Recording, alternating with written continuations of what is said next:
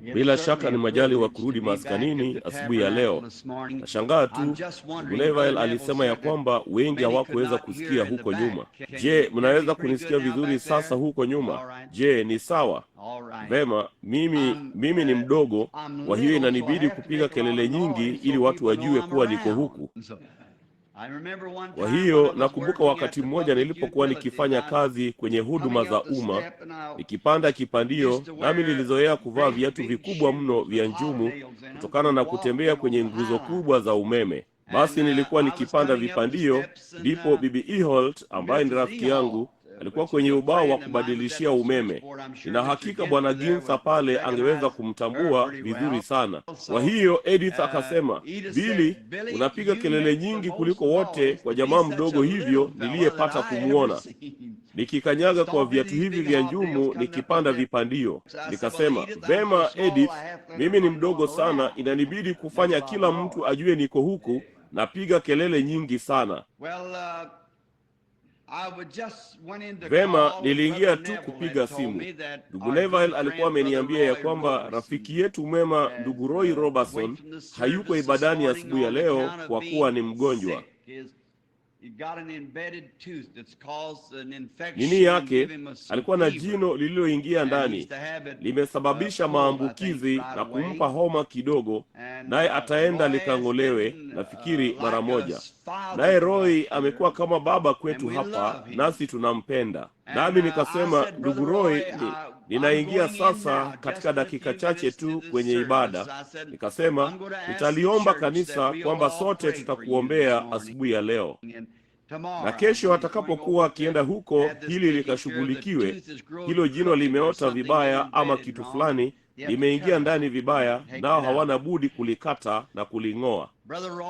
Ndugu Roy ni mwanajeshi mstaafu kama ninyi nyote mjuavyo, kutoka kwenye vita vya pili vya dunia, ambaye amepigwa risasi kweli kweli. Na isingalikuwa ni kwa ajili ya wema wa Mungu hata asingaliishi. Alilazwa nje miongoni mwa wafu kwa muda mrefu, mikono imelipuliwa humu ndani na miguu ikalipuliwa na mishipa yote miwili mikubwa ikauawa. Ndipo daktari akasema kama akiishi kamwe asingalipiga hatua hata moja. Kwa neema ya Mungu yeye hufanya kazi kila siku, kupanda na kadhalika. Mungu amekuwa mwema kwake kwa sababu yeye ni mtu mwema, nasi tunampenda. Nasi sisi sote sio, kama tukiishi vyema, hiyo haimaanishi kwamba hatuwezi kupata shida. Kwa kweli inamaanisha ya kwamba shida zote zimeelekezwa kwetu. Kwa maana mateso ya mwenye haki ni mengi, lakini Mungu humponya nayo yote. Hiyo ndiyo sehemu tukufu. Kwa hiyo tutaomba tu maombi maalum asubuhi ya leo kwa ajili ya ndugu Roy. Sijui kama kuna yeyote humu ndani bado angetaka kuombewa, angependa kukumbukwa katika maombi.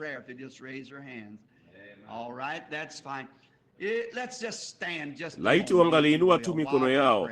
Vema, hilo ni sawa. Hebu na tusimame tu kidogo tu mkipenda tunapoomba. Lord, we come today at the beginning of the Sabbath.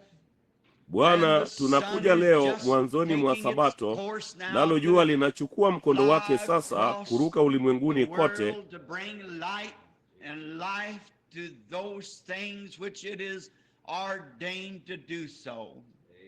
kuleta nuru na uzima kwa mambo yale ambayo limeamriwa kufanya hivyo. Ndipo mwanzoni mwa ibada ambapo sisi ni sehemu ya kanisa lako, ambalo limeitwa kufanya ibada za uponyaji wa kimwili kwa ajili ya mwili, kutimiza matakwa na mapenzi ya Bwana wetu mbarikiwa, ambaye alijeruhiwa kwa makosa yetu, na kwa kupigwa kwake sisi tuliponywa. Nasi tungeomba mwanzoni mwa ibada inapoanza kuchukua mbawa zake katika nyimbo, na mioyo yetu ikianza kuinuliwa, hata tungekumbuka asubuhi ya leo Bwana, ndugu yetu mpendwa wa thamani Roy Robertson, mtumishi wako mnyenyekevu. Nasi tunajua ya kwamba wewe uliyaokoa maisha yake kwenye uwanja wa vita, na umekuwa mwema kwake. Na leo hii anaugua kwa mateso, hata asingeweza kuhudhuria kanisa. Pia Bwana, walipokuwa wakiomba katika nyumba ya Yohana Marko, kulikuwako na malaika aliyeshuka gerezani ambamo Petro alikuwa amefungiwa.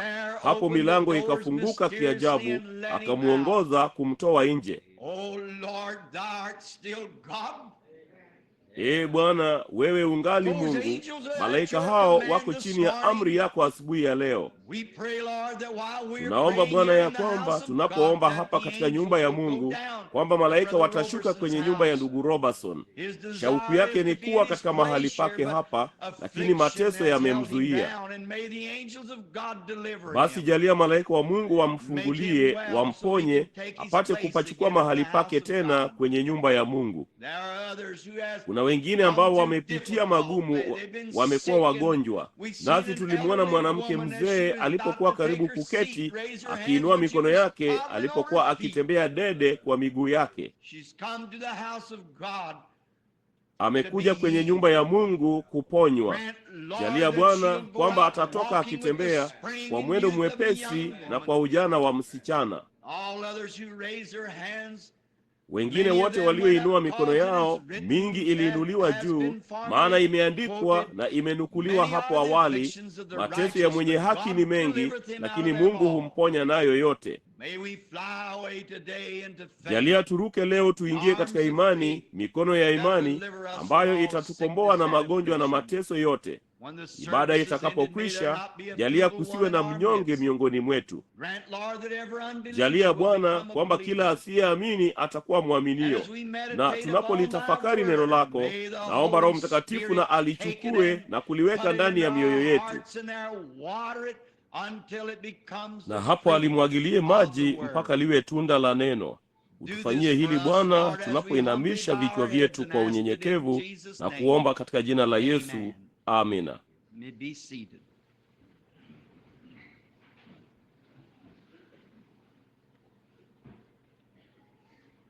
Mwaweza kuketi. Kabla tu ya kuingilia ujumbe wa ibada ya asubuhi ya leo, ningependa muweke akilini mwenu kwa karibu zaidi, iwapo kuna yeyote wenu aliye na likizo na angependa kuhudhuria mojawapo ya ibada zitakazofanyiwa Middletown, Ohio, kuanzia Jumatatu juma lijalo. Itakuwa kwenye vile viwanja vya kambi. Je, unajua jina la hivyo viwanja vya kambi, Jim?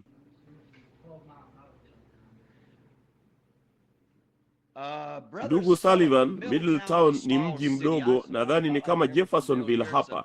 Ni kituo cha mpira wa vikapu. Ndugu Sullivan ndiye mchungaji huko. Yeyote wa makanisa ya Full Gospel ambapo kuna 60 na kitu yanayoshirikiana katika mkutano huu ataweza kuwaambia maeneo ya kambi yalipo. Na kutakuwa na vibanda vingi kwenye viwanja hivyo, ninasikia, kuwashughulikia watu ambao wangependa kuja. Nayo mikutano itaanza Jumatatu hadi Jumamosi, siku 6, wala haitakuwako Jumapili kwa sababu ya makanisa hayo mengine wapate kwenda kufanya ibada zao za kawaida. Pengine zitakuwa ibada za uponyaji ama maombi kwa ajili ya wagonjwa kila usiku, na kila mtu amealikwa.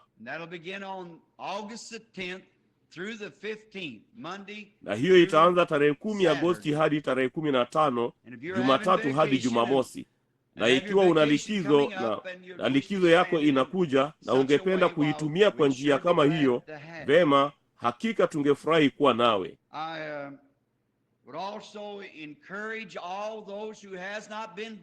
Pia ningependa kuwahimiza wale wote ambao hawajabatizwa katika ubatizo wa Kikristo kubaki asubuhi ya leo na kuyatafakari,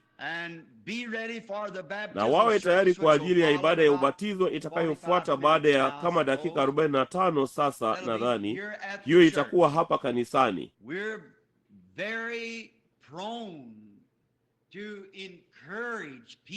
Tumezoea kuwahimiza watu wabatizwe katika ubatizo wa Kikristo, tukijua kwamba ni muhimu kwa wokovu, kwa maana iliandikwa na Bwana wetu, agizo lake la mwisho, agizo lake la mwisho kwa kanisa. Ama kama alivyoliamuru kanisa mwishoni, yeye alisema, enendeni ulimwenguni kote mkahubiri Injili kwa kila kiumbe. Aaminiye na kubatizwa ataokoka. Kwa hiyo tunajua kwamba ni muhimu kwamba tubatizwe kwa kuzamishwa. Na tutafurahi kukupa huduma hii kwa mtu yeyote aliyeshawishika moyoni mwao ya kuwa Yesu Kristo ni mwana wa Mungu, ya kwamba alikufa ili awaokoe wenye dhambi. Nawe ndiwe ambaye yeye alikufa apate kuokoa, na ungependa kuja na kubatizwa katika jina la Yesu Kristo kwa ondoleo la dhambi zako, ukiuambia ulimwengu ya kwamba unaamini kwamba dhambi zako zimeondolewa, na kwamba sasa utakuwa mfuasi wa Bwana Yesu kuchukua msimamo wako. Ikiwa huna kanisa la kuhudhuria, tungefurahi ukishiriki pamoja nasi. Hatuna wanachama hapa. Ni maskani iliyo wazi kwa ajili ya mwili wote wa Kristo wa kila dhehebu. Tunasimama kama wasiojifunga na madhehebu. Nasi tunafungua milango kwa watu wote, haijalishi wao ni nani, rangi, jamii au kanuni ya imani. Kila mtu amekaribishwa. Atakaye na aje. Na kama huna kanisa lolote lingine, tungefurahi ukija tu na kushirikiana nasi. Hakuna cha kujiunga nacho. Ingia tu moja kwa moja wakati milango ikiwa wazi na ushiriki pamoja nasi. Hilo tu ndilo yote unayohitaji. Njoo tu hivyo. Njoo kwa moyo ulio wazi, ushikane nasi na utusaidie tunaposonga mbele kwa ajili ya ufalme wa Mungu. Kwa maana tunaamini ya kwamba ile saa imekaribia ambapo mambo yote yaliyonenwa katika Biblia yatatimizwa. Hapana shaka wengi wenu mlisoma nini ya Khrushchev, taarifa yake kwa UN hivi majuzi, kama ilivyonukuliwa kwangu kutoka kwenye gazeti la Canada na Rafiki. Alisema, ikiwa kuna Mungu, yeye yuko tayari kupangusa na kulisafisha hekalu tena pamoja nanyi mabepari, kama alivyofanya hapo mwanzo. Kwa hivyo sasa mnaweza kusoma katikati ya mistari. Yuko tayari kulipangusa hekalu tena. Na ni mbaya sana mkomunisti angelazimika kusema jambo kama hilo. Alikuwa na kitu fulani. Hata hivyo, hiyo ni kweli. Ilikuwa ni mabepari hapo mwanzo waliosababisha shida. Sisi ndiyo mabepari. Nilimsikia mchungaji wetu mpendwa ndugu Neville akitoa tamshi kwenye televisheni yake au kipindi cha redio hivi majuzi asubuhi, ambalo lilijirudia tu tena na tena akilini mwangu. Kamwe siwezi kulisahau. Nilimnukulia rafiki yangu jana usiku.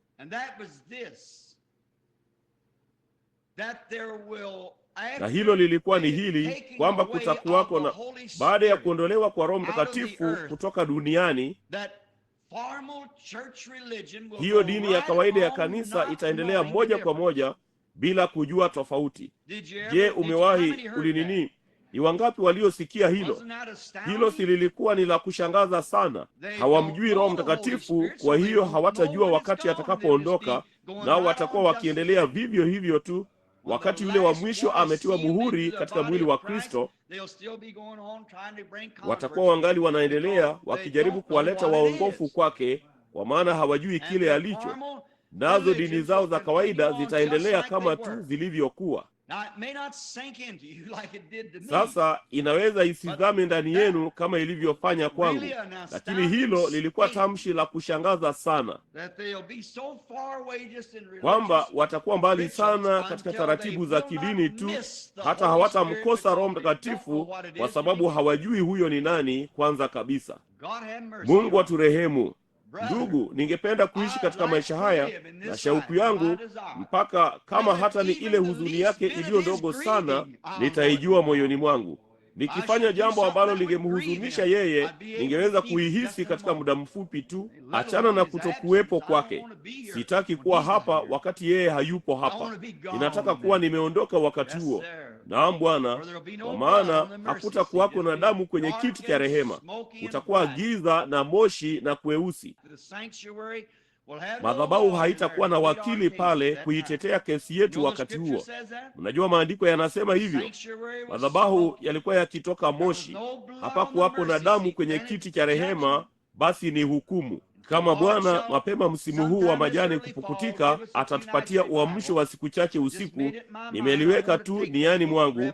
Ninataka kukichukua kitabu cha Ufunuo kwa kukisoma. Tupitie tu moja kwa moja katika kitabu cha Ufunuo na kuendelea. Sasa leo ninajua ya kwamba kuna wengi wanaokuja kuombewa, nayo ofisi yangu ilikuwa imefungwa leo au juma hili, na baadhi ya watu waliokuwa wameingia hawakupata nafasi ya kuombewa huko nje, kwa sababu wale wavulana walikuwa wameondoka siku moja au zaidi wakapumzike. Wana kazi nyingi sana za kufanya, kazi zao wenyewe pamoja na kazi ya maskanini na simu zangu na kadhalika. Baadaye kidogo linakutia wasiwasi. Na hivyo basi, hiyo ndiyo sababu yake. Ninajua inanibidi niende mahali fulani mara kwa mara na kufanya jambo tofauti, nami najua inawabidi kufanya hivyo pia. Kwa hiyo walinipigia simu, nikasema nadhani ingekuwa ni sawa, basi tutawaombea wagonjwa katika dakika chache. Nami nilifikiri tungesoma baadhi yake kutoka kwenye neno la Mungu. Ikiwa unayo Biblia yako sasa, hebu tufungue kitabu cha Isaya. Ninapenda kukuona ukichukua kitabu chako na kukisoma. Ninasoma kama si zaidi ya neno moja au mawili tu tunayosoma. Hata hivyo ni neno la milele la Mungu lisiloweza kufa.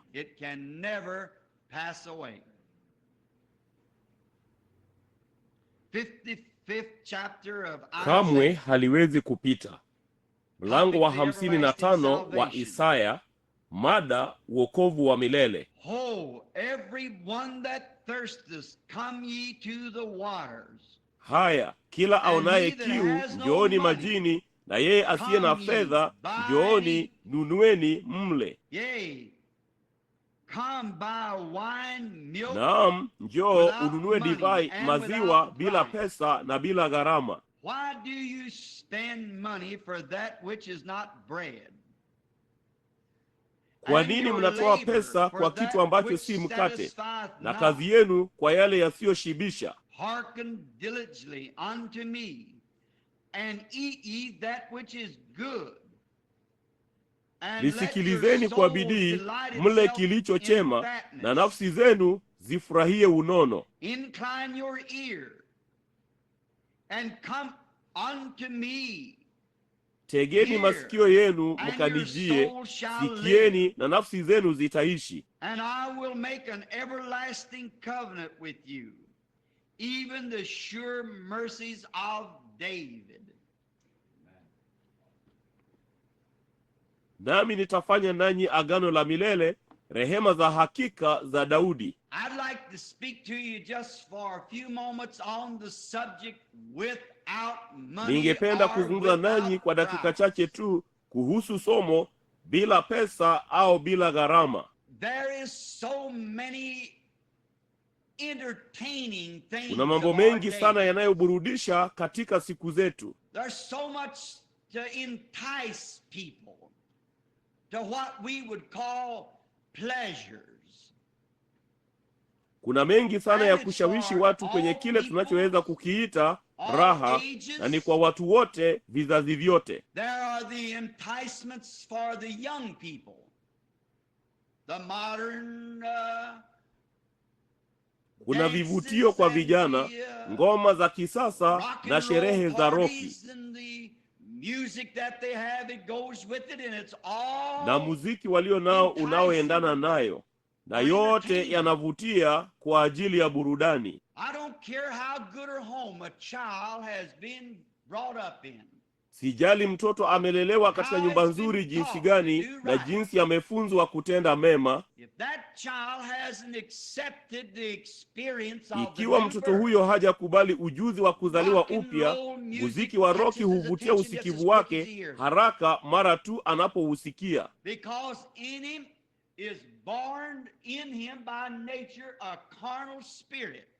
Kwa sababu ndani yake kwa maumbile imezaliwa ndani yake roho ya kimwili. Nazo nguvu za ibilisi ni kuu sana siku hizi, hata zinaishika roho hiyo ya mtoto huyo. Na ni zaidi sana jinsi gani zitawafanyia wazee basi ambao wamekataa kuzaliwa upya. Kwa sababu ni wakati tu maisha yako yamebadilishwa, nawe umeongoka na kuzaliwa upya katika ufalme wa Mungu, asili yako bado itakuwa ya mambo ya ulimwengu, haijalishi wewe ni wa kidini jinsi gani, isipokuwa hiyo imebadilishwa ndani yako. Ungeweza kuabudu na kuwa wa kidini, lakini bado hiyo itakuwa na aina fulani ya nguvu za kukuvutia, kwa sababu mtu huyu wa kale wa dhambi na tamaa zake hajafa ndani yako bado.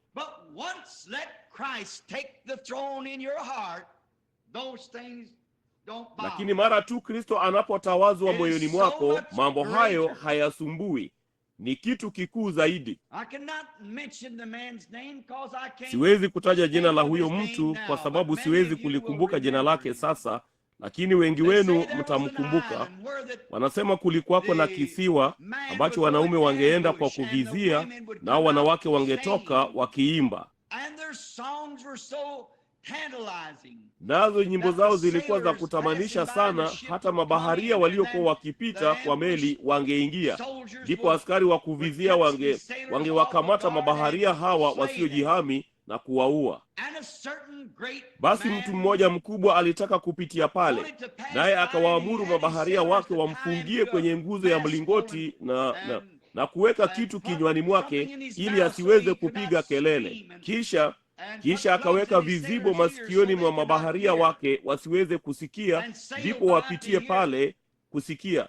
Basi wale wanawake wakatoka wakicheza na kupiga makelele na kuimba, na zilikuwa nzuri sana, hata akaing'oa ngozi kwenye vifundo vya mikono yake, akiwapigia makelele mabaharia wake, geukeni mwingie, geukeni mwingie. Lakini hawakuweza kumsikia, walikuwa na vizibo masikioni mwao. Ndipo basi akapita baharini mpaka mahali fulani ambapo wangemfunua au kuifungua mikono yake, naye alipaswa kutoa vile vizibo masikioni mwao. Huko wakati akitembea mitaani, alisikia mwanamuziki ambaye alikuwa bora zaidi kuliko hao huko chini. Hata alipopita pale tena walisema, ewe haramia mkuu wa baharini, tukufunge kwenye nguzo ya mlingoti tena? Akasema, hapana, niacheni tu huru. Nimesikia kitu kilicho kikuu zaidi, hata hao hawatanisumbua tena.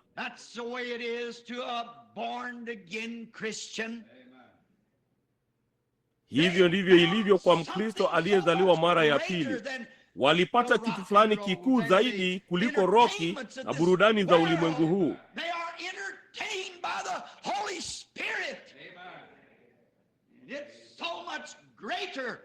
Wanaburudishwa na Roho Mtakatifu. Ni bora zaidi, hata ulimwengu umekufa kwao.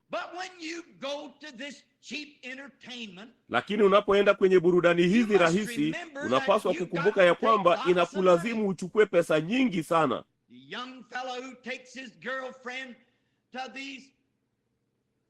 Jamaa mdogo anayempeleka rafiki yake msichana kwenye karamu na dansi hizi na kadhalika,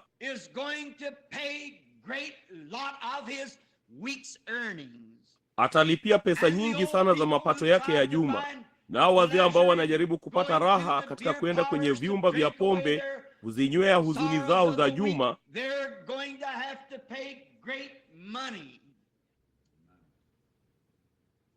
itawabidi kulipa pesa nyingi. Na wanapata nini kutokana nayo? Hawapati chochote ila maumivu ya moyo.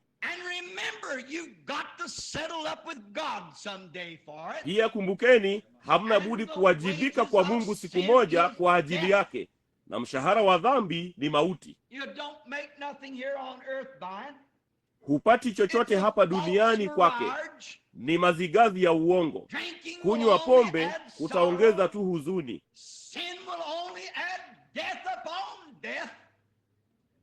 Dhambi itaongeza tu mauti juu ya mauti.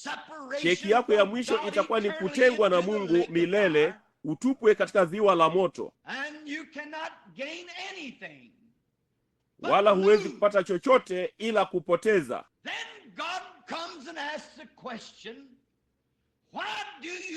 Ndipo basi Mungu anakuja na kuuliza swali, kwa nini unatumia pesa zako kwa mambo ambayo hayaridhishi? Kwa nini unafanya hivyo? Ni kitu gani kinachomfanya mtu atake kufanya hivyo? Wanatumia yote walionayo, yote wanayoweza kupata, kununua pombe, kuwavisha nguo wanawake wanaozurura nao,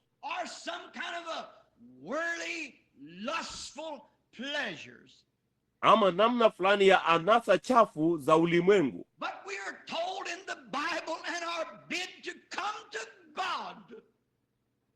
Lakini tunaambiwa katika Biblia na tunaalikwa kumjia Mungu na kununua furaha ya milele na uzima wa milele bila pesa au bila gharama.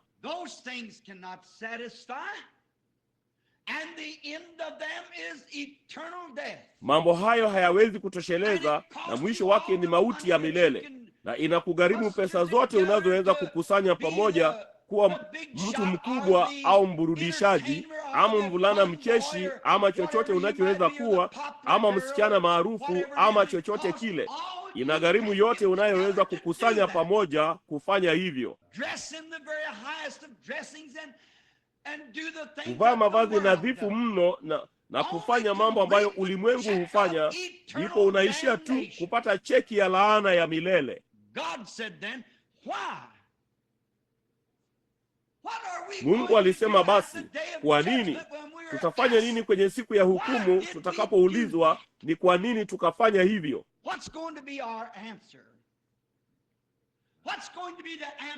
Jibu letu litakuwa nini? Jibu la Marekani ya kisasa litakuwa ni nini, wanaosema kwamba wao ni taifa la Kikristo? Na kuna pesa nyingi zinazotumiwa kwa whisky katika mwaka mmoja kuliko zinazotumiwa kwa chakula.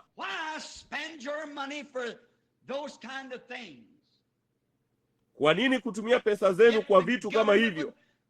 Hata hivyo, serikali ingekufunga gerezani kwa kodi ya $5 ulizokuwa umetuma labda kwa taasisi fulani ambayo haikuwekwa ipasavyo ipate kupokea kodi, kupeleka baadhi ya wamishinari katika nchi za ng'ambo. Tutaulizwa siku moja, kwa nini mlifanya hivyo? Sisi ni taifa la Kikristo na mabilioni yanatumiwa watu hao huko ambao tunajaribu kununua urafiki wao. Sasa wanaukataa.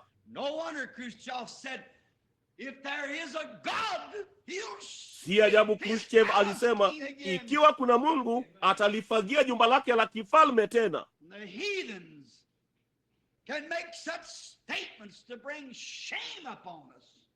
Makafiri wanaweza kutoa matamshi kama hayo wapate kutuaibisha. Ni kitu cha dhihaka iliyoje, nasi tunajiita wa Kristo. Mungu alisema, njoo ununue uzima wa milele bila pesa, bila gharama. Uzima kuishi milele, nasi tunaupa kisogo na kucheka usoni mwake. Tutafanyaje kwenye siku ile? Itakuwaje ikiwa Mungu anatupa vitu vya kufanya na kutupa pesa na kutufanya kuwa taifa tajiri kuliko yote chini ya mbingu? Basi Mungu atauliza, tulifanya nini nazo? Kwa nini tutumie pesa zetu kwa mambo ambayo hayaridhishi? Sio tu kwa taifa, bali hiyo itakuwa kwa watu binafsi, kuanzia mapeni hadi mamilioni ya dola, kila mmoja atapewa. Wakati watu wanapouana, nilisoma makala hivi majuzi tu ambapo wavulana wawili waliofanya kazi katika kambi moja ya uwindaji, mmoja alikuwa na watoto 5, huyo mwingine alikuwa na 2. Ndipo ikabidi mmoja wao kuachishwa kazi. Basi mmoja wa hawa wavulana aliyekuwa na watoto 2 au aliyekuwa na watoto 5 akajisikia kwamba alihitaji hiyo kazi zaidi ya yule aliye na watoto 2. Basi akaenda kuwinda pamoja naye na kumpiga risasi mgongoni. Pesa ni taifa la namna hiyo, ni hisia ya namna hiyo. Hiyo ndiyo aina ya roho inayowatawala watu. Basi unaweza kuona jinsi kuzaliwa upya lazima kuwe ni muhimu. Huna budi kuzaliwa mara ya pili, lazima iwe hivyo. Njooni kwangu mnunue bila pesa. Huwezi kusema sikuwa na pesa. Huhitaji pesa zozote, inatolewa bure. Sisi wa Marekani tumezoea kulipia kila kitu. Huo ndio msemo wetu, tunalipia vitu. Pesa tunazo. Tunapeperusha noti zetu za dola kwa nchi zingine na kadhalika zilizo maskini. Wanaingia, unaona watalii wakiingia, wote wako katika hali nzuri na wazima. Wamarekani huyashughulikia hayo. Mambo hayo ni mapato ya aibu mbele za Mungu. Hayo hayatailipia safari yetu ya kwenda mbinguni. Lakini kila kitu Marekani inatubidi kuilipia safari yetu. Unaingia mkahawani nawe unakula chakula chako cha kutwa, na ikiwa hutaweka pesa mezani kumpa bakshishi mhudumu huyo, atakunja uso. Huku analipwa na kampuni anayoifanyia kazi, na hiyo ingefaa iwe angalau 10% au zaidi ya bili yako. Usipofanya hivyo, mhudumu huyo atakudharau kama mchoyo au aina fulani ya bahili, wakati yeye analipwa pesa zake. Nafikiri ni fedheha na aibu kufanya hivyo. Nafikiri ni uamuzi mbaya kwa taifa. Zamani watu wazuri mahali pazuri hawangeruhusu hilo, lakini yote yanaingia katika roho moja kubwa. Nilikuwa nikienda safarini kwenye gari moshi, ndipo bawabu, nilikuwa nimeshika mkoba mdogo kwa mkono mmoja, sanduku la nguo kwenye mkono mwingine, na kijisanduku changu kidogo cha kunyolea chini ya mkono wangu, nami nilikuwa nikitembea. Huyo bawabu akanijia akasema, "Je, ninaweza kukubebea?" Nikasema, "Lo, ninaenda tu pale kwenye gari moshi bwana. Asante sana. Yapata tu yadi 30. Akasema, "Nitakibeba." Ndipo akachukua hicho kitu kidogo na kukibeba akatembea. Vema, alipofika nilifikiri labda mimi nilijua alilipwa, lakini ningempa tu $0.50. Pengine alikuwa anao mzigo wangu kwa yapata tuseme dakika moja. Yapata urefu wa maskani hii ambapo alifikia kwenye gari moshi. Nikaingia kwenye gari moshi kwanza, ndipo nikaunyoosha mkono na kulichukua, nikampa $0.50. Akasema, "Hebu kidogo." Nikasema, "Kuna nini bwana?" Akasema, "Nilikubebea mifuko 3. Nikasema, "Naam bwana, hiyo ni kweli. Nini mbaya?" Akasema, "Malipo yangu ya chini kabisa ni senti 25 kwa mfuko. Ninakuwia senti zingine 25.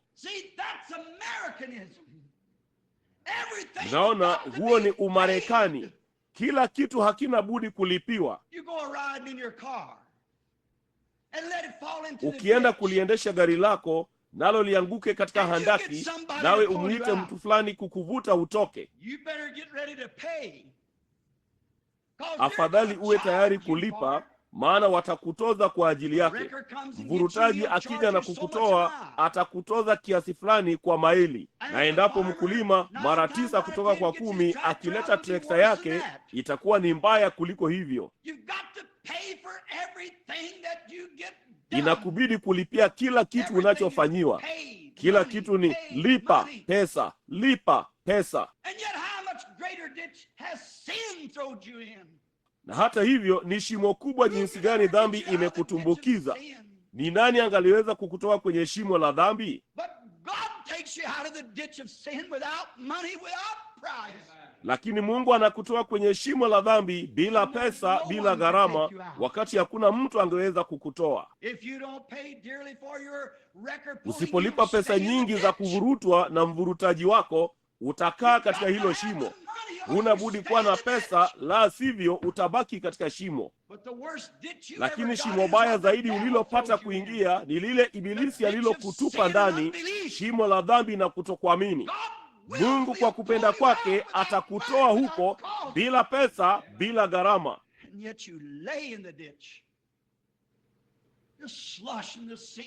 Na hata hivyo unakaa shimoni ukigaragara tu dhambini, wala hata humwiti yeye. Unapomleta mwenye kuvuruta, kwa kawaida huweka mnyororo mkubwa humo ndani kabisa ya shimo, anaifunga kwenye bamba au popote pale, kisha anaanza kuuzungusha mpini.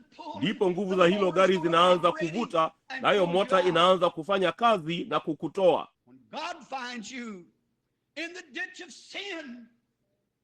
Mungu anapokupata kwenye shimo la dhambi na kukusikia ukimwita, yeye hushusha mnyororo uliokuwa umefungiwa Kalvari, upendo wa Mungu, na kuushikiza moyoni mwako.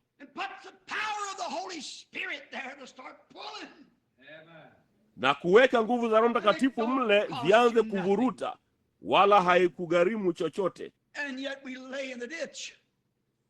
Na hata hivyo tunakaa shimoni kwa sababu hatuwezi kulipa kwa mifuko yetu. Sisi wa Marekani tunafikiri tunaweza kuilipia kwa mifuko yetu, lakini huwezi. Ni bila pesa au bila gharama. Huilipii kanisani. Yesu aliilipia pale Kalvari, lakini watu wanalionea aibu, wanalitaka kwa njia yao. Mungu anayo njia kwa ajili yako kuipokea, na ni bure kama utaipokea. Kwa kawaida wanapokutoa kwenye shimo umekwaruzwa kila mahali, inakubidi kwenda hospitalini. Nao kabla hawajaanza kukushughulikia, kabla ya jambo moja kufanywa, wanauliza, ni nani atakayelipa bili? Ikiwa tutavishona hivi vidonda, ikiwa tutavimiminia mafuta na kukudunga sindano za kukuchanja, kukukinga na sumu ya damu, una bima ya aina gani? Kabla hawajafanya jambo moja, lazima iwe ni pesa kwanza. Lakini Bwana wetu anapokufungia mnyororo wake wa upendo moyoni mwako na kukutoa kwenye shimo la dhambi, yeye huponya kila moyo uliovunjika, anakuondolea dhambi zote. Nayo hiyo bili inawekwa katika bahari ya usahaulifu, isikumbukwe dhidi yako tena. Njoo bila pesa au bila gharama. Haidhuru umekatakatwa vibaya jinsi gani, umejeruhiwa vibaya jinsi gani, jinsi familia yako imefanya, wala yale umefanya, hakuna deni kwake. Yeye huponya huzuni kubwa, anakuondolea huzuni zako zote. Alijeruhiwa kwa makosa yetu, akachubuliwa kwa uovu wetu, adhabu ya amani yetu ilikuwa juu yake. Na kwa kupigwa kwake sisi tuliponywa. Yote ni bure. Wala hatutampokea ni kwa sababu tunatawaliwa na roho mbaya. Tunatawaliwa na roho ya taifa, roho ya ulimwengu, badala ya kutawaliwa na roho wa Mungu, Roho Mtakatifu, ambaye hutuongoza na kutuelekeza kwenye kweli zote na kuitimiza Biblia. Siku moja nilikuwa nikizungumza na kafiri, akasema, liwazie Bwana Branham, taabu hii yote ya maisha na kitu pekee tulicho nacho kwamba tumeokoka ni maandishi fulani ya kale ya Kiyahudi. Nikasema, Bwana, haya yanaweza kuwa ndiyo yote ulionayo, lakini mimi nina kitu zaidi ya hayo. Ninaye Roho wa yule aliyeyaandika, anayeyathibitisha na kuyatimiza kila ahadi. Hakujua jinsi ya kulichukua hilo. Unaona, huna budi kuja na kununua bila pesa, kununua bila gharama. Haigharimu chochote. Ni bure kwa atakaye na aje. Mungu anakuvuta kukutoa shimoni. Like the man at the gate called Beautiful. Kama vile yule mtu kwenye lango liitwalo Zuri alikuwa ametupwa shimoni kutoka tumboni mwa mama yake na Ibilisi, ambaye alikuwa amemlemaza miguuni. Njia yake ya kujipatia riziki ilikuwa ni kuomba msaada kutoka kwa watu waliopitia hapo. Na alipokuwa ameketi langoni asubuhi hiyo, aliwaona wahubiri wawili wa Kipentekoste wakija. Hawana hata senti moja miongoni mwao, kwa maana alisema, sina fedha. Na senti ndiyo kipande kidogo zaidi cha fedha. Sina fedha wala dhahabu. Nadhani huyo mtu aliwazia kitu kama hiki: hakuna haja ya kuchukua kikombe changu. Labda alikuwa akijaribu kuweka akiba pesa ya kutosha. Alikuwa na umri wa miaka 40 na labda alikuwa akijaribu kuweka akiba pesa kutosha.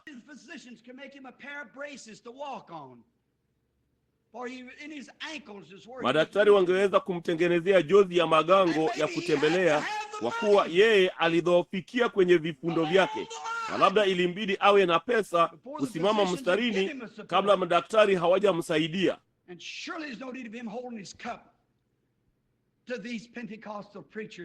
Na kwa kweli hakuna haja ya yeye kuwainulia kikombe chake wahubiri hao wa Kipentekoste ambao hawakuwa na kitu. Fursa wao, alikuwa maskini sana kuwahi kupata senti moja kutoka kwa watu hao. Lakini alipowatazama usoni mwao, mmoja mchanga na mwenye soni kwa ujana, huyo mwingine mzee na ana mikunjo,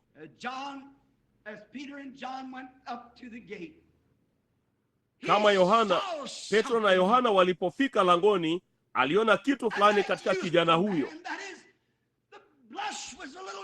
Hiyo ni haya yake kidogo ilizidi ya kawaida. Aliona chini ya makunyanzi na taabu za jua la Galilaya lililokuwa limeuchoma uso wa huyo mzee mvuvi,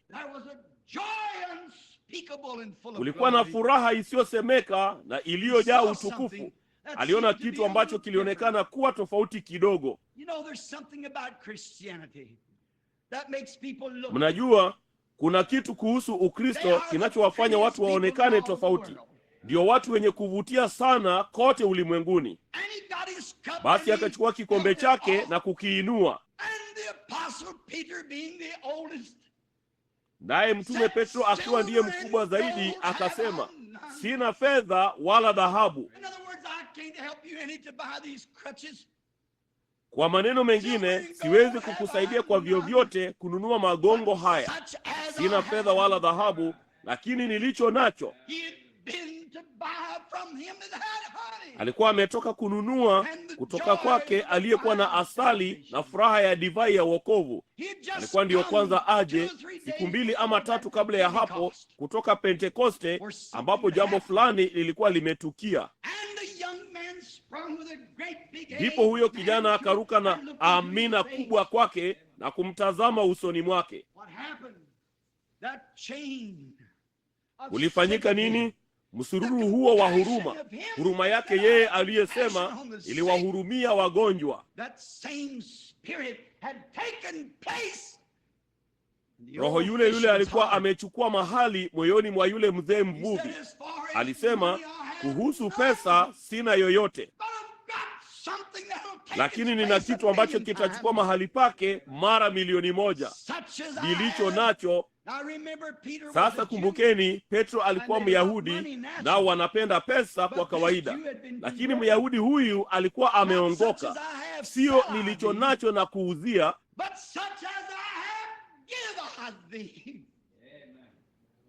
lakini nilicho nacho ndicho nakupa.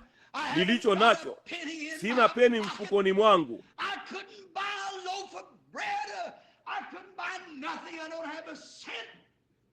Nisingeweza kununua mkate mmoja, nisingeweza kununua chochote, sina senti. Lakini kama unaweza kuipokea, nilicho nacho nitakupa, kwa sababu nilipewa. Hicho ndicho tunachohitaji. Nilicho nacho ndicho nakupa. Una nini bwana?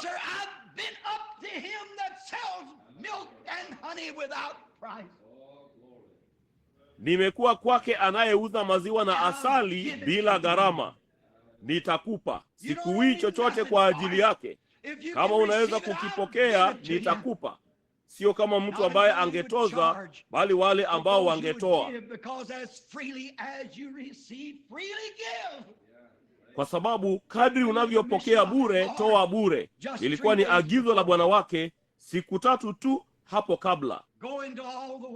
Enendeni ulimwenguni mwote mkaihubiri Injili. Aaminie na kubatizwa ataokoka, na asiyeamini atahukumiwa. Ishara hizi zitafuatana na hao waaminio. Katika jina langu watatoa pepo, watanena kwa lugha mpya, wakinywa vitu vya kufisha havitawadhuru, wakishika nyoka haitawasumbua. Kadri mlivyopata bure, toeni bure. Myahudi huyo alikuwa amebadilishwa. Tunachohitaji Marekani ni mabadiliko ya Roho Mtakatifu kuchukua mahali pa baadhi ya taratibu zetu za kidini. Kadri mnavyopata bure, toeni bure.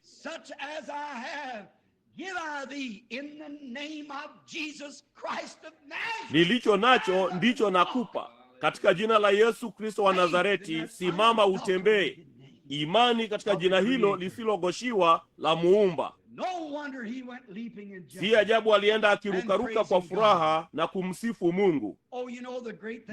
Unajua mambo makuu, labda alikuwa ameketi pale miaka 40 akijaribu kupata pesa za kutosha kujinunulia magongo, lakini hakuweza kufanya hivyo.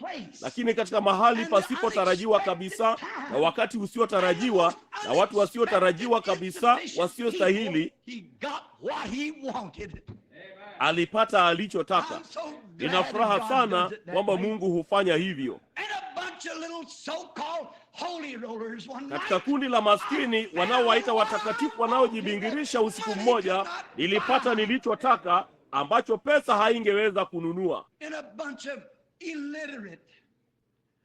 Katika kundi la watu wasiosoma, wasio na elimu, waliovalia vibaya.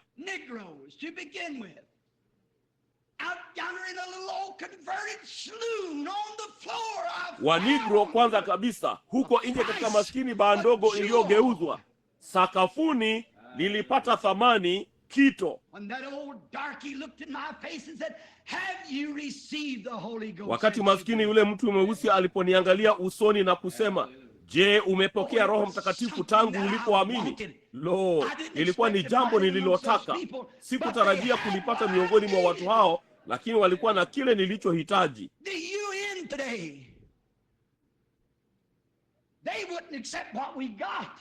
UN siku hizi hawangekubali tulicho nacho, lakini hicho ndicho wanachohitaji.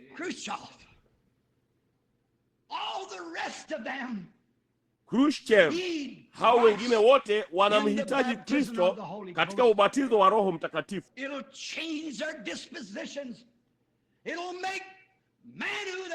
Itabadilisha mielekeo yao. Itawafanya wanaume wanaowachukia wawe ndugu.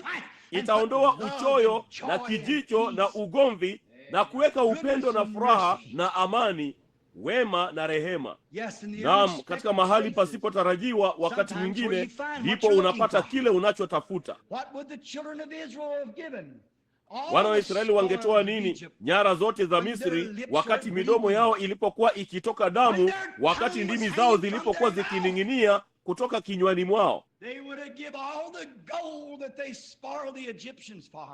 Wangetoa dhahabu yote waliowapora wa Misri kwa ajili ya kinywaji kimoja kizuri cha maji baridi. Viongozi wao wa nyikani walikuwa wamewaongoza kutoka mahali pa rutuba na maji jangwani hadi mahali pa rutuba na maji jangwani, kutoka kwenye mitaro hadi kwenye chemchemi, lakini zote zilikuwa zimekauka.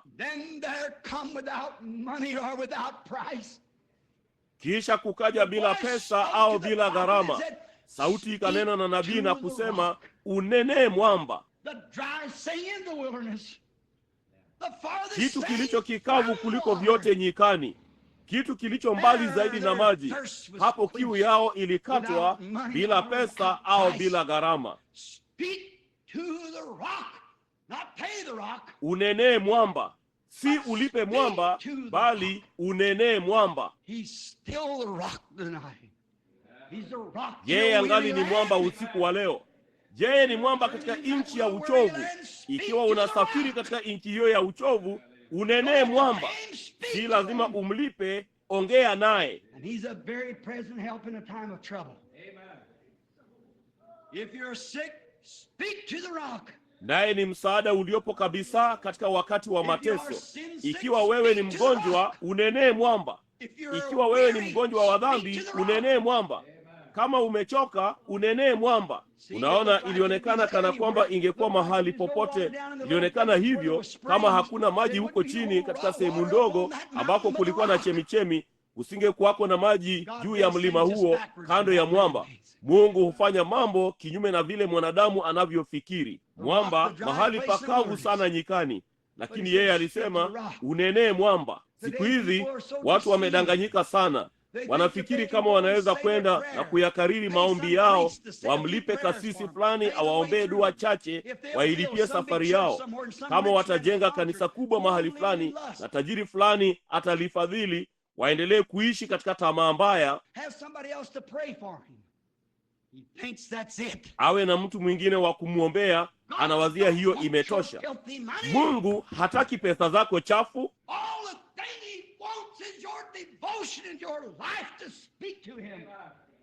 Chote atakacho ni kujitolea kwako na maisha yako yaseme naye. Mungu amekupa pesa, usizitumie kwa mambo yasiyoridhisha, zitumie kwa mambo yanayoridhisha. Lakini ili kuleta utoshelevu wa kweli, huwezi kuipata mpaka uzungumze na mwamba. Alitoa maji ya uzima bila pesa au bila gharama. Wakanywa na ngamia zao wakanywa na watoto wao wakanywa, na ingali ni chemichemi inayobubujikia nyikani.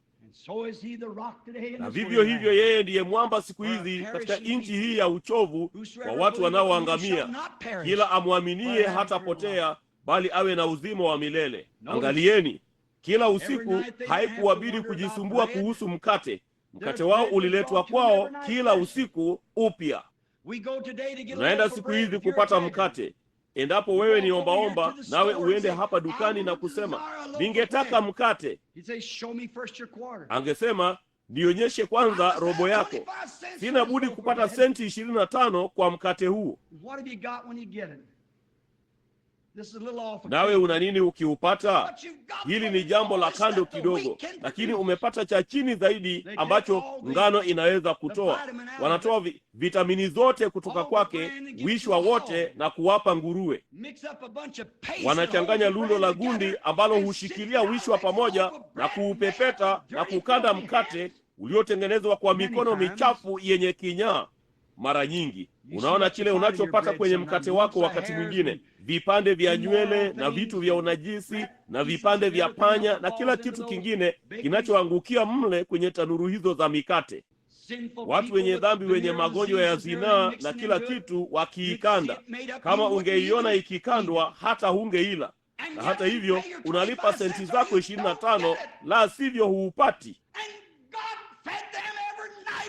Naye Mungu aliwalisha kila usiku mkate uliotengenezwa kwa mikono ya malaika, bila pesa, bila gharama. Na siku hizi mkate huo ulimwakilisha Kristo, maisha ya kiroho aliyeshuka kutoka mbinguni kuutoa uhai wake. Naye Mungu huwapa watoto wake kila siku ujuzi mpya. Mnakumbuka kama waliuweka huo mkate hadi kesho yake uliharibika. Unamsikia mtu akizungumza kuhusu, naam, nimepata, nitakwambia, mimi ni Mlutheri, mimi ni Mpresbiteri, Mbaptisti, mimi ni Mpentekoste. Huo ni maskini mkate wa zamani uliotengenezwa kwa mikono. Hakuna lingine, mchafu tu, na umetengenezwa kwa mikono ya wanadamu. Lakini unaposikia ujuzi wa ushuhuda mpya asubuhi ya leo katika maombi, Roho Mtakatifu aliibatiza nafsi yangu upya. Lo, ndugu, hicho ni chakula cha malaika. Anawalisha upya kila siku kutoka mbinguni. Manyunyu ya baraka tunahitaji. Matone ya huruma yanatuzunguka, lakini tunaomba tupate hayo manyunyu. Lo, naam, mshushe kutoka mbinguni upya Bwana Kristo, mkate wa uzima. Mtupe moyoni mwangu na kunijalia ni ufurahie uwepo wake mkuu. Hakika walikuwa na shukrani. walishukuru. Naye mwanamume yeyote ama mwanamke aliyezaliwa kwa Roho wa Mungu na kumpokea Roho Mtakatifu daima atakuwa mwenye shukrani. Haijalishi ni nini kinachofanyika, utakuwa na shukrani. Kama vile maskini yule mvulana mdogo kipofu huko milimani, mtoto Beni alizaliwa. Takriban umri wa miezi 8, watoto wa macho walianza kukua juu ya macho yake. Wazazi wake walikuwa maskini, waliishi kwenye kilima kidogo cha udongo wa mfinyanzi, nao walijua kwamba upasuaji huo ungeweza kuyaokoa macho ya mtoto Beni apate kuona. Alikuwa mvulana sasa wayapata umri wa miaka 12. Wazazi wake wangeweza tu kupata ya kutosha kununua mkate na nyama kwa ajili ya mwaka mzima. Hawangeweza kumudu upasuaji huo. Majirani wote pamoja walimuona mtoto Beni akijaribu kucheza na watoto wadogo huko nje kipofu. Asingeweza kuona alichokuwa akifanya. Wakawa na huruma, na kila mmoja mwaka huo alichangia sehemu ya ziada ya mazao. Walifanya kazi kwa bidii zaidi kidogo kwenye jua kali. Ndipo wakati mazao yalipouzwa katika msimu wa majani kupukutika, walichukua hizo pesa wakampandisha mtoto Beni gari moshi, wakamtuma kwa daktari. Walifanikiwa kufanya upasuaji huo. Ndipo waliporudi, majirani wote walikusanyika wakati mtoto Beni aliposhuka kwenye gari moshi. Macho yake madogo maangavu ya king'aa, akaanza kupiga mayowe na kulia alipozitazama nyuso zao. Mmoja wa makondakta akasema, "Mwanangu, upasuaji huo ulikugharimu nini?" Akasema, "Bwana, sijui uliwagharimu watu hawa nini, lakini nina furaha sana kwamba ninaweza kuziona nyuso zao waliolipa gharama." Hivyo ndivyo tunavyojisikia. Sijui ilimgharimu Mungu nini. Ninajua alilipa kilicho bora zaidi alichokuwa nacho, mwanawe. Lakini ninashukuru sana kuwa na macho haya ya kiroho, hata ninaweza kuutazama uso wake na kujua kwamba alinifia. Sijui kilichomgharimu. Hatuna njia ya kukadiria. Bei ni kubwa mno, singeweza kuambia jinsi ilivyo, bali ninashukuru ya kwamba ambapo wakati mmoja nilikuwa kipofu, sasa ninaweza kuona. Ninashukuru kwamba ndugu wa Mayo waliponiambia wakati wangu ulikuwa umekwisha, madaktari waliponiambia kwamba singeweza kuishi tena, miaka 25 iliyopita, niko hai leo.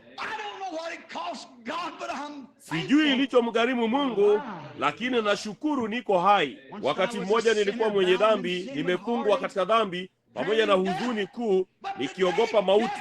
Lakini leo hii mauti ni ushindi wangu. Haleluya! Yanaweza tu kunileta mbele zake ninayempenda, nipate kuutazama uso wake. Alikibadilisha kitu hicho kwa upasuaji. Aliuchukua moyo wangu na kuufanya upya. Najua jambo fulani lilinifanyikia. Katika gazeti moja mwaka jana huko Minnesota, kulikuwa na mvulana mdogo aliyeichukua baiskeli yake na kwenda kanisani asubuhi moja kwenye shule ya Jumapili. Kijana mwingine katika ujirani huo hakushughulika na shule ya Jumapili. Alimchukua rafiki yake msichana, wakaenda kuteleza kwenye barafu. Naye huyo mtu alikuwa mtu mzima, ndipo akafika kwenye barafu nyembamba akaanguka. Alikuwa amemcheka huyo mvulana mdogo asubuhi hiyo alipokuwa akishuka barabarani. Akamwambia rafiki yake wa kike, kasema, "Hilo ni kundi la walokole wakishuka kwenda kwenye lile kanisa." Basi alipoanguka kwenye barafu, rafiki yake wa kike alikuwa mbali naye. Alikuwa mwepesi, yeye akaepuka. Lakini alipopanda na kuweka mikono yake juu ya barafu, alipooza na kuning'inia juu ya barafu. Rafiki yake wa kike akajaribu kumfikia, bali alikuwa ni mzito sana, angezama barafuni. Akampigia makelele, "Rudi, rudi, utaanguka tu ndani, nasi sote tutazama." Akapiga makelele, akalia, wala hakuna cha kumsaidia. Baada ya kitambo kidogo, huko juu ya kilima, ikaja maskini baiskeli akipiga pedali. Maskini mvulana mdogo pamoja na Biblia chini ya mkono wake. Akasikia hayo makelele, ndipo akaiendesha kasi maskini baiskeli yake, akailaza Biblia yake chini na kukimbia kwenye barafu. Akatambaa kwa maskini tumbo lake pamoja na nguo zake nzuri, mpaka akashika mikono ya mtu huyo na akaendelea kumvuta mpaka akamtoa kwenye hiyo barafu. Akatoka mbio na kusimamisha gari. Wakaita gari la kuchukulia wagonjwa na kumpeleka hospitalini. Baada ya kwenda na kulipa hilo gari la kuchukulia wagonjwa, akawalipa madaktari sindano za nimonia na vitu alivyokuwa amekunywa, akamjia maskini yule mvulana akasema, mwanangu, unaniwia nini? Akasema, hakuna. Akasema, unaniwia uhai wangu. Liwazie, pesa hazingeweza kuulipia, ilikuwa ni uhai wake. Hivyo ndivyo tunavyopaswa kujisikia kumhusu Mungu. Sio kununua safari yetu kwa kitu fulani, bali tunawiwa na Mungu uhai wetu, kwa kuwa tulikuwa tukifa na kuzama katika shimo la dhambi. Mungu akanikumbatia kwa mikono yake na kunivisha vazi. Nilikuwa nikizama katika dhambi, mbali na pwani yenye amani. Nimechafuka sana ndani, nikizama nisiinuke tena. Lakini Bwana wa bahari akasikia kilio changu cha kukata tamaa. Kutoka majini akaniinua. Sasa niko salama. Ninawiwa naye maisha yangu. Unawiwa naye maisha yako. Unawiwa naye maisha yako kumtumikia. Si kuyatoa, kutembea huku na huko na kujigamba kuhusu kanisa lako la kimadhehebu. Sio kwenda huku na huko na kuwakosoa wengine, bali kujaribu kuwatumikia na kuwaokoa wengine na kuwaleta katika kumjua Bwana Yesu Kristo.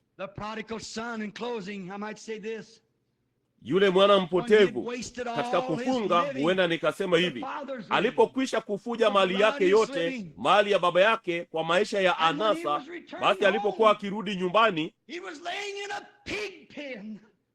alikuwa amelala katika zizi la nguruwe. Ndipo akajirudia, ndipo akasema, ni watumishi wangapi wa kuajiriwa baba yangu anao, ambao wana chakula cha kusaza, nami hapa nafa kwa njaa. Vipi kama angejaribu kusema, sijui kama nina pesa ningeweza kumlipa baba nilizotumia katika kutangatanga nazo. Lakini alijua tabia ya baba yake, naye akasema, nitaondoka niende kwa baba yangu. Babaye kamwe hakusema, ngoja kidogo mwanangu, je, unanirudishia pesa zangu? La, kamwe hakumlipisha kwa sababu ya dhambi zake. Alifurahi kwamba alikuwa anarudi. Alifurahi kwamba alikuwa amejirudia, kwa sababu alikuwa mwanawe, alikuwa mtoto wake mwenyewe. Alifurahi alikuwa njiani akielekea nyumbani.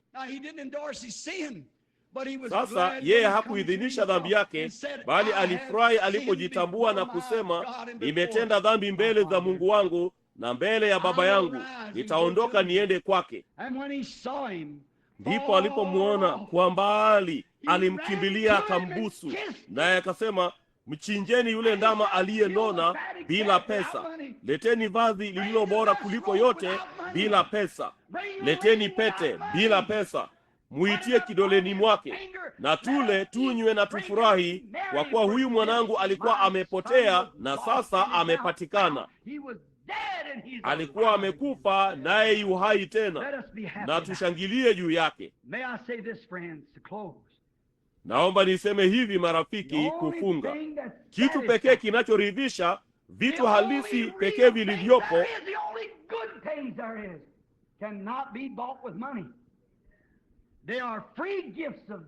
vitu vizuri pekee vilivyopo haviwezi kununuliwa kwa pesa. Ni zawadi za bure za Mungu kwa Yesu Kristo, wokovu wa nafsi, furaha. Njooni mle mshibe. Wherefore do you spend money for that which is not bread, and your labor for that which satisfies not?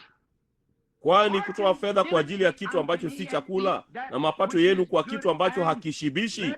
Nisikilizeni kwa bidii mle kilicho chema, na kujifurahisha nafsi zenu kwa unono.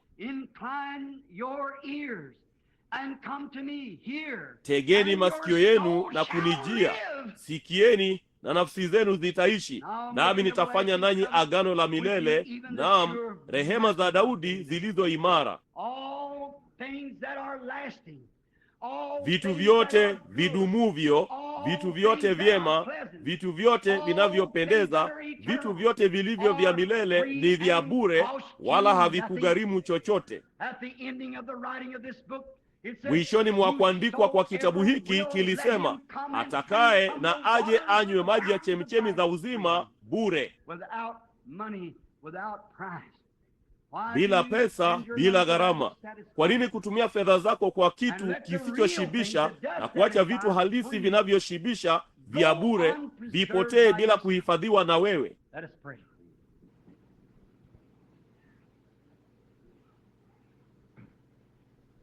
Na tuombe.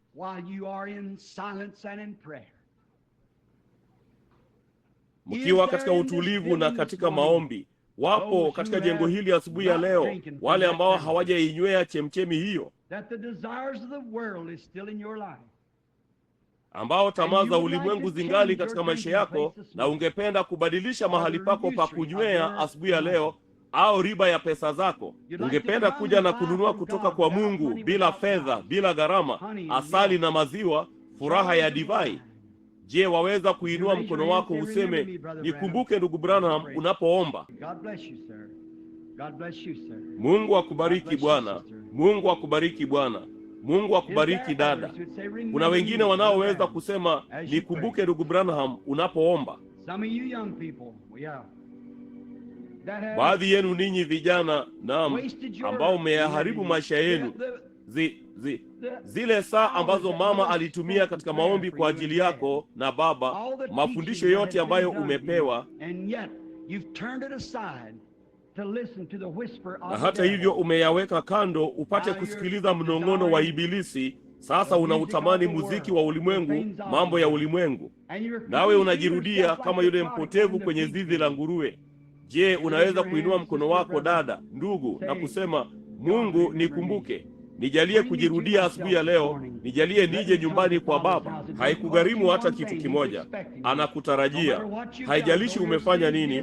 Dhambi zenu zijapokuwa nyekundu sana, zitakuwa nyeupe kama theluji, nyekundu kama damu, zitakuwa nyeupe kama sufu. Je, hao wako katika uwepo wa kiungu ambao wangeinua mikono yao? Wale walio wagonjwa na wahitaji, semeni, nilianguka kwenye shimo, shetani amenitendea maovu, amenilemaza na kunifanya mgonjwa, ama chochote kile. Ninatamani asubuhi ya leo mnyororo wa Mungu wa imani uingie moyoni mwangu, ambao utanitoa kwenye shimo hili kama yule mtu kwenye lango liitwalo Zuri. Inueni mikono yenu. Mungu awabariki kila mmoja.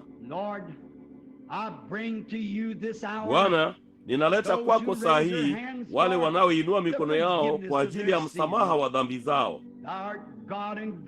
Wewe ni Mungu na Mungu pekee. Papo hapo wanapoketi sasa, hapo ndipo ulipozungumza nao, hapo ndipo ulipowashawishi kwamba wamekosea. Wakati neno limepata mahali pake na Roho Mtakatifu ameanza kunena na kusema, umekosea, geuka na uje tena kwa Mungu Baba. Nao wakainua mikono yao kuonyesha kwamba walitaka kutoka katika zizi hili la duniani la nguruwe kuja nyumbani kwa Baba, ambapo kuna utajiri, ambapo haitawabidi kuleta chochote. Kama vile mshairi alivyosema vyema, sina cha mkononi niletacho, kwa urahisi tu na ushikilia msalaba wako. Jalia waje kwa utamu, kwa unyenyekevu na kukiri hatia na kuyasalimisha maisha yao. Nawe utaleta vazi lililo bora kabisa na pete na kuitia katika vidole vyao na kuwalisha kwa mana ya mwanakondoo aliyechinjwa. Tujalie Bwana. Kunao wale walio wagonjwa na wanaoteseka, wao ni wahitaji. Shetani amewatupa shimoni, hapana shaka, ukosefu wa pesa za kufanyia upasuaji. Bila shaka labda wengi wao wasingeweza kufanyiwa upasuaji. Labda daktari asingeweza kuondoa chanzo chake hata kama alikuwa na pesa nyingi sana. Lakini wewe ni Mungu. Nami naomba ya kwamba saa hii chini ya upako wa Roho Mtakatifu aliyeko sasa hivi, kwamba utamponya kila mmoja wao. Jalia waponywe tangu kichwani mwao hata miguuni mwao, kila chembe. Ikiwa hawana furaha, wokovu wao hawawezi kuufurahia tena. Kama Daudi wa kale alivyosema, unirudishie furaha ya wokovu wangu. Jalia wapokee furaha na shangwe kwa huzuni zao na uchovu wao, kwa maana wewe ni mwamba katika nchi ya uchovu. Wewe ni kimbilio wakati wa dhoruba. Ibilisi anapowarushia kila ugonjwa na kombora, wewe ni kimbilio wakati wa dhoruba. Na iwe hivyo leo Mungu, kwa kuwa tunaomba katika jina la Yesu. Amina. Softly and tenderly, Jesus is calling,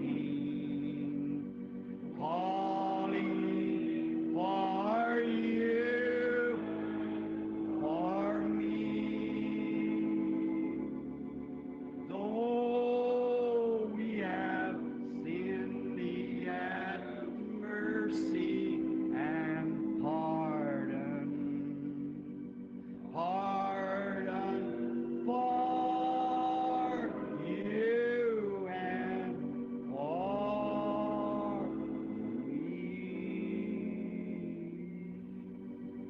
Come home. Now you desire to come up to the altar and Sasa kneel ukipenda, down. njoo madhabahuni na upige magoti. Tunaweza kuomba pamoja nawe, tukupake mafuta, chochote tuwezacho kufanya. Umekaribishwa. Weary, come home.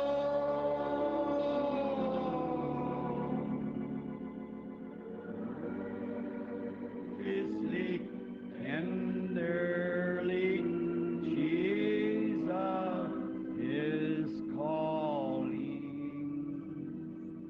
calling, oh, sinner,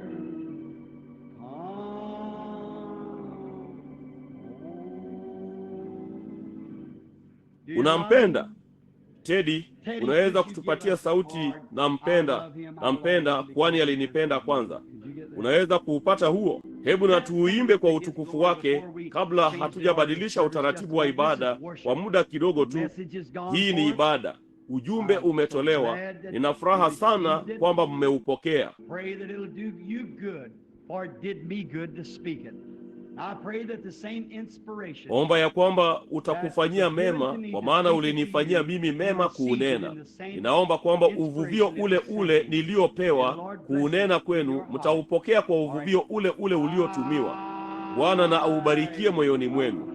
Vema, sasa yafumbeni tu macho yenu tunapoimba. Tuinue mikono yetu.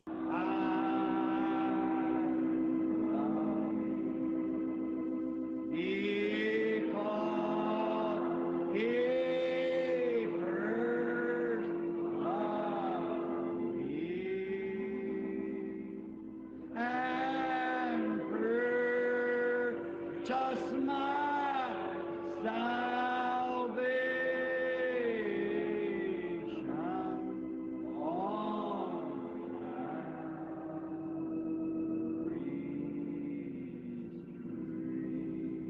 Now let's just bow our heads, humming. Sasa hebu tuinamishe tu vichwa vyetu, tuuvumishe. Mnampenda? Je, yeye si ni halisi moyoni mwako? Je, hakuna kitu kumhusu yeye ambacho ni halisi sana? Nampenda kwani alinipenda kwanza, akanitupia kamba wokozi kutoka Kalvari, akaifungia moyoni mwangu. Msisahau, ndugu Camon atatuhubiria usiku wa leo, usiku wa ushirika. Iwapo unampenda Bwana, shuka uje ukale ushirika pamoja nasi. Bwana akipenda, nitakuwa hapa pamoja nanyi. Huyo ni mkwe wa ndugu Tony Zabel, ndugu Thom kutoka Afrika, mwanawe. Kijana mzuri sana, Mkristo imara, maskini mhubiri mzuri.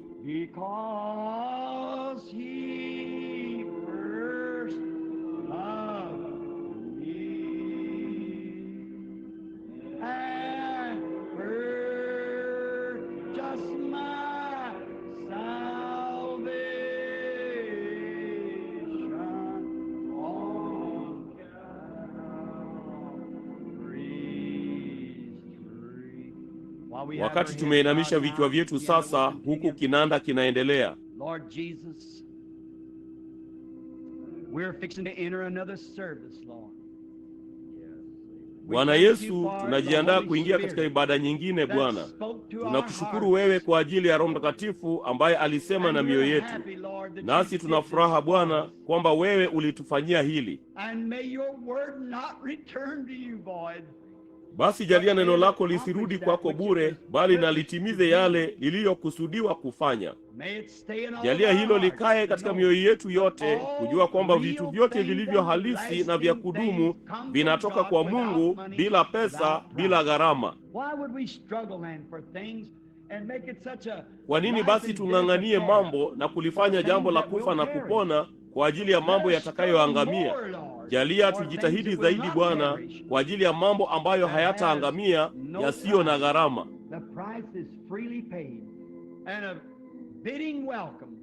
Gharama imelipwa bure, na mwaliko wa makaribisho, kila atakaye na aje. Bariki sehemu ifuatayo ya ibada hii, tujalie Bwana, na ukutane nasi usiku wa leo. Ibariki ibada ya ubatizo. Jalia kuwe na kumiminika kukubwa. Jalia watu hawa watakaobatizwa katika jina la mwanao mpendwa Bwana Yesu, jalia wajazwe na Roho Mtakatifu. Jalia watu hawa walioinua mikono yao watubu asubuhi ya leo dhambi zao, na waje waingie ndani ya mavazi ya ubatizo na kuingia kidimbwini na kuuthibitishia ulimwengu kwamba wamesamehewa dhambi zao, nao wanabatizwa wapate kuondolewa kwenye kitabu. Tujalie Bwana. Uwe pamoja na ndugu Camon usiku wa leo anapotuletea ujumbe mpya kutoka kwenye kiti cha enzi. Utie mafuta kwa Roho Mtakatifu, na uwe pamoja nasi tunapokula ushirika. Mioyo yetu na iwe safi na mitakatifu, usiwe na unajisi ndani yetu. Damu ya Yesu na itusafishe na dhambi zote.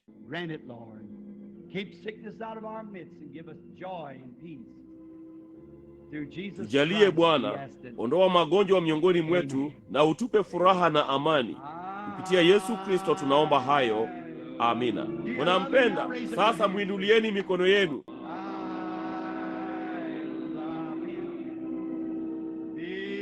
Sasa nyosha mikono na upeane mikono na mtu fulani aliye karibu nawe.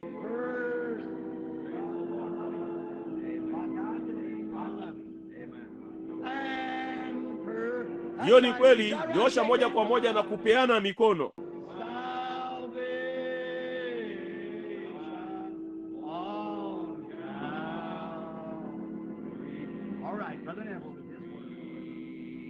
Vema, ndugu Neville pamoja na neno lake. Vema.